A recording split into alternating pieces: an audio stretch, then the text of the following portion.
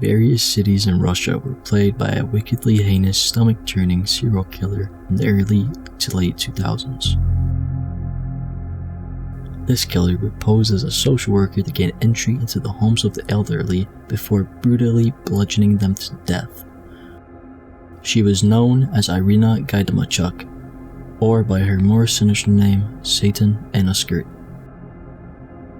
Irina was born on May 22, 1972, in a Russian town named Nyagin. At a young age, she would become a crippling alcoholic who was addicted to nothing other than vodka, Russia's favorite pastime. Due to her drunken antics, her parents had taken away her firstborn daughter. She had enough and decided to leave Krasnoyarsk in the 1990s. That's where she met a locomotive depot worker named Yuri. They would later on get married and have their child together. Irina did not work and instead lived as a housewife. Yuri would give her money for house supplies or groceries. She would instead spend that money on excessive amounts of alcohol to feed her addiction. It came to a point when he had to withhold cash from her for fear of squandering their hard-earned money on alcohol. Most addicts placed in a situation desperate for a fix and short of funds turn to petty theft or prostitution. Irina came up with a far more diabolical solution. At first, she had only intended to rob her first victim, but things went awry, and she was caught in the act. She made a split-second decision and grabbed a nearby hammer before brutally bludgeoning her elderly victim to death. A lone pensioner, Bilbina Makisheva, opened her door to the call of a social worker. As she opened the door, a woman forced herself in and attacked the old lady. She was hit over the head several times, but none of the blows were fatal. The old lady was screaming so much that a neighbor heard from above. They had called out for her. The killer had decided to flee, leaving the pensioner bloodied and bruised. This was Irina's third attempt at a kill. Thankfully, she was unsuccessful.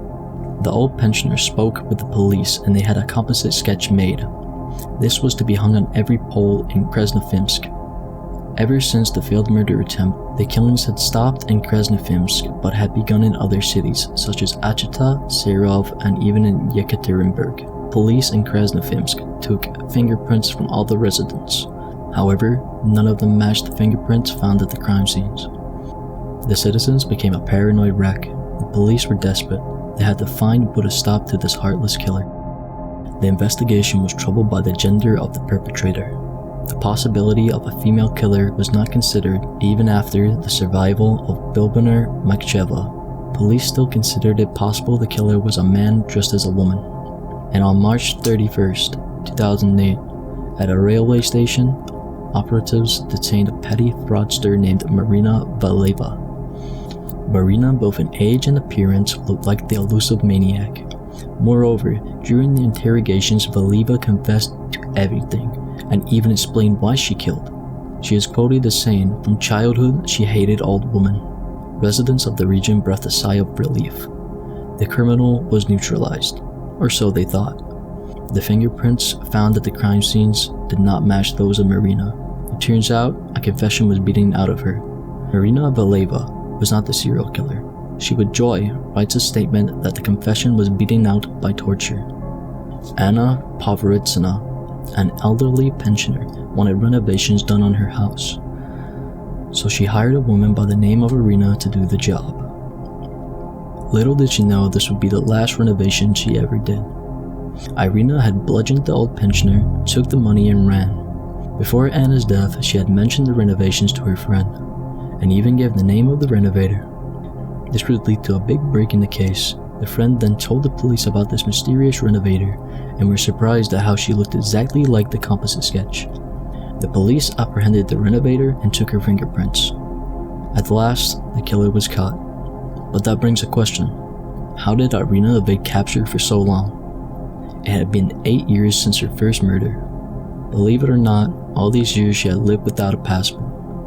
When all the blondes of Krasnoyarsk were questioned at the police station, she had managed to remain unnoticed. How was this possible? The police summoned their suspects based upon the place of registration, and Irina wasn't born in Krasnoyarsk. Rather, she was born in Nyagin. She had actually arrived in Krasnoyarsk without documents. so the police were never even aware of her existence until she was captured. When Irina was captured, she was only sentenced 20 years in prison. She started killing at the age of 31, now 40, and the judge said the sentence was so little as the max sentence for a female in Russia is 25 years. He took out 5 years as she was a mother of 2, and Irina will be able to walk the streets again at the old age of 60. The family of the victims were outraged at the short length of the sentencing, citing that Gaidmachuk received only just over a year per killing, adding that she should never be freed. All in all, Irina Gaidmachuk had killed 17 people, mainly elderly victims. She did this brutally by bludgeoning them to death with a hammer or axe. I hope you enjoyed the video. Don't forget to like, subscribe, and recommend some cases down below.